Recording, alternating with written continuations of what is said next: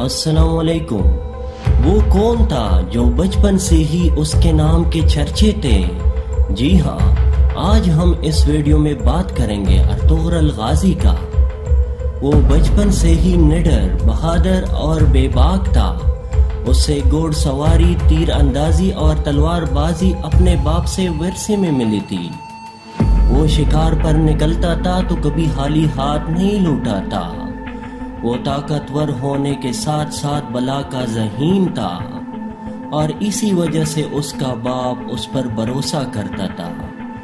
उसका तल्लुक आगोस खाई कबीले से था।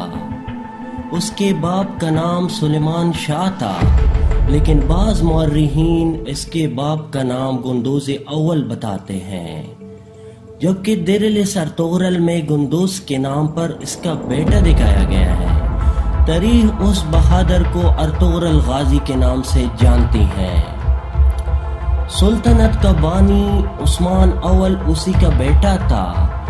आप देख रहे हैं ऑब्जर्वेशन हब, जिसके साथ मैं हूं अली रजा। हमारे इस वीडियो को पूरी देखें। अगर पसंद आए तो लाइक, शेयर एंड सब्सक्राइब करना ना भूलें और बेल आइकन प्रेस करके, ताकि आपको हमारी वीडियो लम्हा बलम्हा ऐसी मालूमाती वीडियो आपको पहुंचती रहे। अर्तुगरुल गाजी 1190 में मौजूद तुर्की के सूबे बरोसा में पैदा हुआ। जब मंगोलों ने तुर्कमेनिस्तान पर हमला किया तो बहुत से कबीलों ने हिजरत की और एशियाई कोचक के जाने रवाना हुए। काई कबीले ने शाम के इलाके में एक पड़ाव डाला था, लेकिन ये इलाका सर्दियों के मौसम में ये सस्कार नहीं था। इसलिए अर्तुगरुल का वालिद चाहता था कि जल्द अज जल्द किसी बेहतर जगह हिजरत की जाए। इसलिए उसने अर्तुगरुल को हलफ भेजने का फैसला किया, जहां पर सुल्तान सलाहुद्दीन अयूबी के जाननशीन हुकूमत कर रहे थे। हलफ के सुल्तान अल-अजीज के पास सुलेमान शाह की इल्ची के तौर पर अर्तुगरुल को भेजा जाना था, लेकिन उससे पहले एक ऐसा वाक़या हुआ जिसने काई कबीले को मुसीबतों में धकेल दिया। अर्तुगरुल गाजी अपने जान निसारों के साथ शिकार खेलने गया तो वहां उसने देखा कि कुछ सलीबी ईसाई कैदियों को लेकर जा रहे हैं। उसने कैदियों को बचा लिया और सलीबियों को कत्ल कर दिया, जबकि कैदियों को कबीले में ले आया और उसमें अनातोलिया पर काबिज सलीबी सरदार को भी कत्ल कर गया। जिसके बाद सलीबी काई कबीले के दुश्मन हो गए, जबकि कैदियों को जो साथ लाया था उसमें एक बूढ़ा शख्स और इसका एक बेटी और एक बेटा था। वो शख्स रूमी सल्जुक सुल्तान गियासुद्दीन था, जिससे शहजादा नुमान भी कहा जाता है। उसकी बेटी हलीमा सल्जुक शहजादी थी, जबकि बाद में अर्तुगरुल की बीवी बनी, और उसका भाई शहजाद शहीर था। उस वक़्त तख्त की हिफाजत और किसी बगावत को कुचलने के लिए सुल्तान ने अपने भाइयों को कैद कर लिया था, लेकिन शहजादा नुमान काई कबीले के हाथ लग गया था। उसकी बाजियाबी के लिए सल्जुक गवर्नर ने भी काई कबीले को धमकाना शुरू कर दिया, लेकिन काई सरदार ने रिवायात का पास रख के कैदी को उनके हवाले से इनकार कर दिया। जबकि अर्तुगरुल हलफ के अमीर से मिलने गया तो साजिशियों ने कैदियों को सल्जुकियों के हवाले कर दिया। हलफ में अर्तुगरुल साजिशों का शिकार हुआ, लेकिन बहादुरी और जहानत से बच निकला। अर्तुगरुल ने जो इलाका सुल्तान से हासिल किया वो सलेबियों के किले के साथ बिल्कुल नजदीक था। वो उसमें रहने का मतलब था कि मौत के मुंह में चले जाना। कबीले के सरदारों ने मुखालिफत की, लेकिन सुलेमान शाह ने फिर भी हिजरत की और कबीला अनातोलिया के सरहद पर आबाद हो गया। तेतुश ने अपना भाई का बदला लेने के लिए उन पर हमला किया, जबकि अर्तुगरुल का छोटा भाई दुंदार जख्मी हुआ और तेतुश समझ रहा था कि वो मर गया, जबकि दुंदार की वजह से ये हमला नाकाम भी हुआ। इसके बाद काइयों ने सलीबी किले पर हमला किया और सलीबी किले को फतह भी कर लिया। 1225 में सुलेमान शाह के इंतकाल के बाद कबीले के सरदारी का मसला सामने आया, लेकिन उससे पहले कि कोई फैसला होता मंगोल इन पर हमला कर चुके थे। 1230 में मंगोल ततारी चंगेज खान के क़ियादत में चीन और ईरान फतह कर चुके थे। मंगोलों के एशियाई मुहिम कोचक का सरबराह नुयान था। اس نے تمام ترک قبیلوں پر حملہ کیا، جبکہ نویان کا کہنا تھا کہ دشمن کو اگر مارنا چاہتے ہو تو اس سے پہلے اس کے دل میں ڈر پیدا کرنا ضروری ہے۔ لہٰذا اس لیے اس نے کائی قبیلے پر بھی حملہ کیا اور قبیلے کو آگ لگا دی۔ بہت سارے لوگ شہید ہو گئے اور بعد میں اس آگ جلانے کی وجہ سے ارطغرل کا خاص جنساروں میں سے ایک جنسار تورگوت یعنی نور گول کی منگیٹر بھی شہید ہو گئی۔ قبیلے کے لوگوں نے مشکل سے جان بچائی اور لوگوں نے اما ہائمہ اور گلدارو کی قیادت میں اپنے دوست قبیلے دودرگا چلے گئے۔ دودرگا قبیلے کا سربراہ ارطغرل کا ماموں ہوشنود تھا، جس نے ان کے رہنے کی جگہ دی اور ان کی مدد کا فیصلہ کیا۔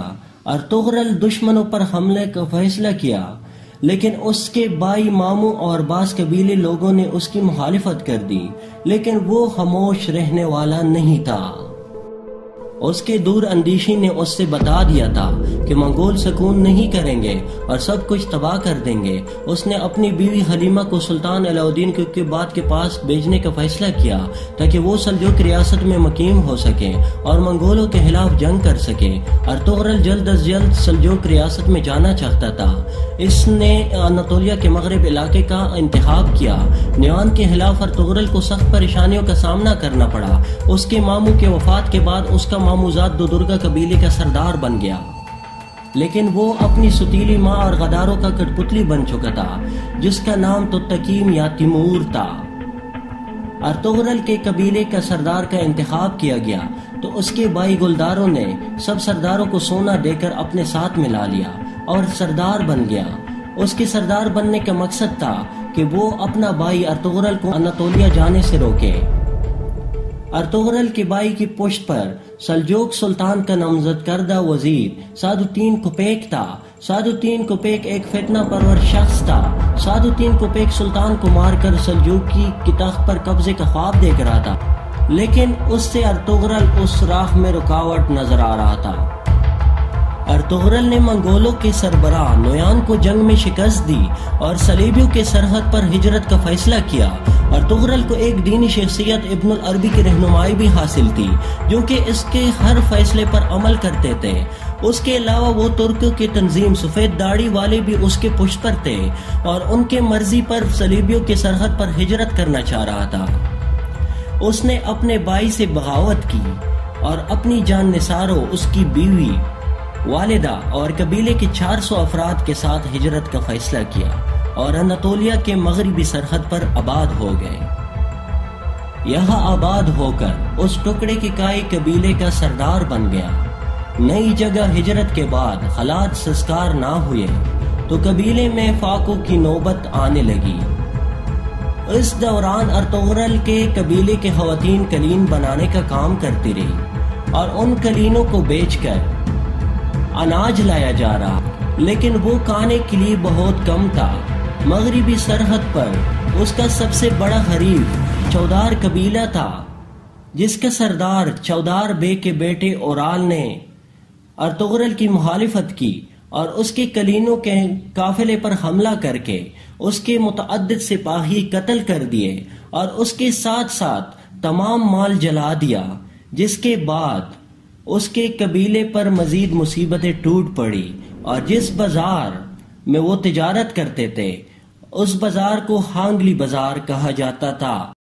یہ بازار آج بھی ترکی کے ہانگلی بازار کے نام سے موجود ہے۔ اس کا مالک سیمون قسطنطنیہ کے صلیبیوں کا جاسوس تھا۔ جب ارطغرل کو معلوم ہوا تو سفید داڑھیوں والوں نے اس جاسوس کا ختم کرنے کا فیصلہ کیا۔ ارطغرل نے اپنے سپاہی نورگول کے ساتھ اس کو بے نقاب کیا اور ان کے خلاف جنگ کر کے ہانگلی بازار پر قبضہ کر لیا۔ اس چودار شخص کے بیٹے اورال سے بھی انتقام لینے کا فیصلہ کیا، لیکن امیر سعدالدین کوپیک نے مداخلت کی اور اس سے بچا لیا۔ امیر سعدالدین کیونکہ اس علاقے کا سردار اعلیٰ تھا، اس لیے اس کی بات ماننا ضروری تھا، لیکن ارطغرل اس کو خاطر میں نہیں لانا چاہتا تھا۔ اس دوران سلطان علاء الدین اس علاقے سے گزرا اور اس نے جب عیسائی تاجروں سے ارطغرل کی ایمانداری اور بہادری کا تذکرہ سنا تو وہ اس سے بہت متاثر ہوا۔ امیر سعدالدین کوپیک سلطان اور غلایا کرتے تھے ارطغرل کے بارے میں، کہ یہ ریاست کے اندر ریاست بنا رہا ہے اور ہانگلی بازار کو سلطنت کو دینے کی بجائے اس پر خود قابض ہو گئے۔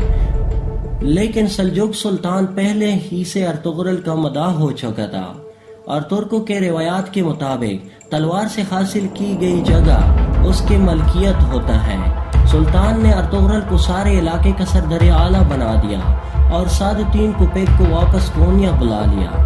سردار اعلیٰ کے ساتھ ساتھ اس نے ارطغرل کو کراچائسر قلعے کا فتح کرنے کا حکم دیا کیونکہ انہوں نے سلطان پر حملہ کرنے کی کوشش کی تھی۔ سلطان نے اس کے ساتھ وعدہ کیا کہ وہ جلد ہی ایک فوج اس کو مدد کے لیے بھیجے گا۔ ان سب حالات میں چودار بے کا بیٹا اورال ان کے خلاف رہا، مگر اس کا بھی الیار اور اس کی بہن اسلح خان نے ان کا ساتھ دیا۔ الیار جان فشانی سے لڑے ہوئی شہید ہو گیا۔ اس کے بھائی اورال کو ارطغرل نے بغاوت کے جرم میں قتل کر دیا۔ اس کی بہن اسلح خان کو قبیلے کے سربراہ بنا دیا گیا اور ارطغرل نے اپنے سب سے بہترین دوست ترگت، جس سے نورگل بھی کہا جاتا ہے، اس سے اس کی شادی کروا دی۔ لیکن یاد رہے نورگل کی پہلی بیوی منگولوں کے حملے میں زندہ جلا دی گئی تھی۔ یوں دونوں قبیلوں میں دوستی کی فضا بن گئی تھی۔ اس دوران میں کراچائسر قلعے کا کمانڈر ویسلس ارطغرل کے ہاتھوں مارا گیا اور نیکیا کے شہنشاہ نے آرس کو گورنر بنا دیا۔ آرس نے ارطغرل کی طرف دوستی کا ہاتھ بڑھایا لیکن جنگ روک دی۔ امیر سعادتین کوپیک اور چودار قبیلے کی دوسری شاخ کے ساتھ بہادر بیگ کے ساتھ مل کر اس نے ارطغرل کے خلاف سازش شروع کر دی۔ اس نے ارطغرل کے بیٹے کو بھی قید کر لیا اور بہادر بیگ کی سازشوں میں مدد کی۔ ارطغرل نے بہادر کو قتل کر دیا اور چودار قبیلے کا نیا سربراہ نورگل کو بنا دیا۔ اس سے نمٹ کر ارطغرل نے سلطان کا انتظار کیے بغیر ہی اپنے سپاہیوں کے ساتھ مل کر قلعے پر حملہ کیا اور قلعے پر قبضہ کر لیا۔ قلعے کا گورنر آرس اپنی جان بچا کر بھاگنے میں کامیاب ہو گیا۔ قلعے پر سلجوق سلطنت اور کائی کا پرچم لہرا دیا۔ کراچائسر قلعہ اور ہانگلی بازار فتح کرنے کے بعد ارطغرل بیگ کا ہر طرف چرچا ہونے لگا۔ ارطغرل نے قلعے میں اپنے بھائی سارم کو نائب مقرر کیا اور سعادتین کوپیک کی سازش و سلطان علاء الدین کو آگاہ کرنے کونیا چلا گیا۔ کونیا میں سلطان کو امیر سعادتین کے خلاف ثبوت دیے لیکن وہ سازشی اپنی جان بچانے میں کامیاب ہو گیا۔ 1237 میں اس نے سلطان علاء الدین اور اس کے نامزد جانشین شہزاد خلیج ارسلان کو قتل کر دیا اور غیاث الدین قیصر کو سلجوق کا سلطان بنا دیا۔ سلطان کے قتل کا الزام ارطغرل پر لگا دیا اور اسے قید میں ڈال دیا گیا۔ ارطغرل کو قید میں ڈالنے کے بعد سلطنت پر امیر سعادتین کوپیک کا قبضہ ہو گیا۔ اس نے کراچائسر قلعے اور اس علاقے سے ارطغرل کی سرداری ختم کروا دی اور گنال کلب کو سردار اعلیٰ اور قلعے کا نگران بنا دیا گیا۔ لیکن جب سلطان غیاث الدین کو معلوم ہوا کہ اس کے باپ کو ارطغرل نے نہیں جبکہ اس کی ماں کے ساتھ مل کر امیر سعادتین کوپیک نے قتل کروایا ہے، تو اس نے ارطغرل کو دوبارہ سردار اعلیٰ بنایا اور ارطغرل کو آزاد کروا دیا۔ سلطان غیاث الدین نے امیر سعادتین کوپیک کو قتل کرنے کا حکم جاری کیا اور ارطغرل کو یہ ذمہ داری سونپی، اور ارطغرل نے گنال بے کو اس سازش شخص کی اصلیت سے خبردار کیا اور اس کے ساتھ مل گئے اور اس کے ساتھ مل کر امیر سعادتین کوپیک کا خاتمہ کر دیا اور سلطنت کو پیروں پر کھڑا کرنے کی کوشش کی۔ لیکن اس نے گنال کو کراچائسر قلعے کا نگران ہی رہنے دیا اور خود قبیلی سمیت سوغوت ہجرت کر دی۔ سوغوت وہ علاقہ تھا جو اس کی بہادری سے خوش ہو کر سلطان علاء الدین نے اسے عنایت کیا تھا اور آزادی دی تھی کہ وہ چاہے ارد گرد کا علاقہ فتح کر کے اپنی جاگیر بڑھا سکتا ہے۔ اس نے ہانگلی بازار بھی سلجوق ریاست کو سونپ دی اور خود سوغوت ہجرت کرنے کی تیاری کرنے لگا۔ اس دوران اوکتائی خان نے دوبارہ اناطولیہ پر حملہ کرنے کا اعلان کیا اور نیان کو یہ کام سونپا گیا کہ وہ سلطان غیاث الدین کو اطاعت پر راضی کریں یا پھر اناطولیہ کو تباہ و برباد کر دیں۔ نیان جب سلطان غیاث الدین کو دگنا لگان اور اطاعت کا حکم دیا تو اس نے ایک صلح نامہ دے کر ارطغرل کو نیان کے اوکتائی خان کے پاس سفیر بنا کر بھیجا ارطغرل کی غیر موجودگی کا فائدہ اٹھاتے ہوئے نیان کی بہن نے کائی قبیلے پر حملہ کرنے کا منصوبہ بنایا، لیکن وہ کامیاب نہ ہو سکی اور نیان کی بہن ماری گئی۔ ادھر جب ارطغرل اکتائی خان کے پاس پہنچا تو اس نے امن معاہدے پر مہر لگا دی۔ 2 سال کے لیے سلجوکیوں کو مہلت مل گئی، لیکن اسی دن اکتائی خان مارا گیا اور اس کی موت کا ذمہ دار ارطغرل کو قرار دیا گیا، لیکن وہ باغ نکلنے میں کامیاب ہو گیا۔ نیان نے اس کا تعاقب کیا لیکن ناکام رہا۔ نیان واپس چلا گیا اور اکتائی خان کے بیٹے اکدن خان کا جو جنشین تھا اس سے اناتولیا پر حملہ کے لیے تیار کیا، جس کے نتیجے میں 1247 میں کوسے ڈاک کی جنگ لڑی گئی۔ ارطغرل جب واپس قبیلے پہنچا تو اس نے سوغوت جانے کے لیے قبیلے کو تیاریاں شروع کرنے کا حکم دیا۔ اس دوران سوغوت کی سرحد پر موجود قلعے کے گورنر نے اس کے سپاہیوں پر حملہ کیا اور اس کے جوابی حملے نے اس کے قلعے کے گورنر کو مار دیا اور قلعہ پر قبضہ کرنے کا فیصلہ کیا۔ لیکن اس وقت نیکیا کے شہنشاہ کا بیٹا پرنس ٹیوڈیار بذات خود اس کے پاس آیا اور اس سے شہنشاہ کی طرف سے معذرت کی اور دوستی کا ہاتھ بڑھایا، جس کے بعد سوغوت میں صلیبیوں کی جانب سے خطرہ ٹل گیا اور اس نے قبیلے سمیت سوغوت ہجرت کر لی، جو کہ اب ارطغرل غازی کی جگیر تھی۔ کوسے ڈاک کی جنگ میں سلجوکیوں کو بری طرح شکست ہوئی اور منگولوں نے اناتولیا پر قبضہ کر لیا اور ارد گرد کے تمام قلعے دار قبیلوں کے سردار یہاں تک کہ سلطان بھی منگولوں کو ٹیکس دینے پر مجبور ہو گیا۔ سلجوک دربار میں سلطان منگولوں کی ہاتھ کی کٹ پتلی بن گیا۔ غیاث الدین کے جنشین مکمل طور پر منگولوں کے ہاتھ میں کھیل رہا تھا۔ مسلم امراء منگولوں سے سونے لے کر ان کے مفاد کے لیے کام کرتے تھے۔ سلطان کے بڑے بیٹے عزاء الدین نے منگولوں سے بغاوت کی، لیکن اس کا ساتھ دینے والا کوئی نہیں تھا، اس لیے اس نے نیکیا میں جا کر پناہ لی اور اس کا بھائی کلیج ارسلان سلطان بن گیا۔ منگولوں کا حکمران خلاقو خان بن گیا تھا جب مشرق میں تبریز تک خون کی ندیاں بہا چکا تھا اور عنقریب اناتولیا کے باقیوں کو روندنے کا منصوبہ بنا رہا تھا۔ اس دوران سوغوت میں ارطغرل نے اپنا قبیلہ بسا لیا اور وہاں سے منگولوں کے خلاف جدوجہد جاری رکھی، لیکن یہ جدوجہد ظاہری نہیں تھی۔ ظاہری طور پر وہ منگولوں کو ٹیکس دیتا تھا، لیکن اندرونی طور پر وہ منگولوں کے خلاف ایک بڑا منصوبہ تیار کر رہا تھا۔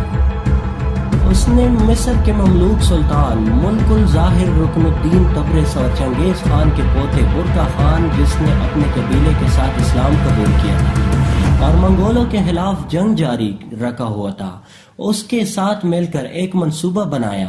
سلطان عزاء الدین کیوکاؤسوں اور اس کے حامی قبائل کو اکٹھا کیا، 2 بڑی طاقتوں کو منگولوں سے لڑنے کے لیے تیار کر لیا، لیکن اندرونی سازشوں نے اور صلیبوں کے قلعے کے غدار گورنر کی طرف سے حملے کے بعد ارطغرل بری طرح پھنس گیا تھا، کیونکہ اپنی عظیم مقصد کو پورا کرنے کے لیے ایک بڑی جنگ ضروری تھی، لیکن اس دوران وہ کس طرح بازنیوں سے جنگ کا سوچ بھی نہیں کر سکتا تھا۔ منگولوں کی شورش جاری تھی، جبکہ کئی قبیلے کے لوگ اس سے مل چکے تھے۔ ارطغرل کا سوغوت سے کنٹرول ختم کرنے کے لیے سلجوق وزیر بہاء الدین نے امرولو قبیلے کو سوغوت میں بسانے کا فیصلہ کیا۔ امرولو قبیلے کا سردار ارطغرل کے خلاف تھا، لیکن دوسری طرف اس کی بیٹی ارطغرل کو پسند کرنے لگی اور بعد میں ارطغرل نے اس سے شادی بھی کر لی۔ صلیبی باغیوں نے قلعے پر قبضہ کر لیا۔ اس کا سربراہ کمانڈر ڈراکوس تھا کہ ارطغرل کو سوغوت سے نکالنے چاہتا تھا۔ اس نے امرولو قبیلے کے سردار کا قتل کر کے اس کے الزام ارطغرل کے بیٹے قندوز الپ پر لگا دی، جس کے بعد دونوں قبیلے لڑائیوں کا اندیشہ ہو گیا۔ لیکن ارطغرل کی ذہانت اور سمجھداری سے وہ اس مصیبت سے بچ نکلے۔ عمرو بے کے بعد اس کا بیٹا سردار بن گیا تھا، جس کا نام تھا بلاد بے۔ بلاد بے منگولوں کا جاسوس تھا۔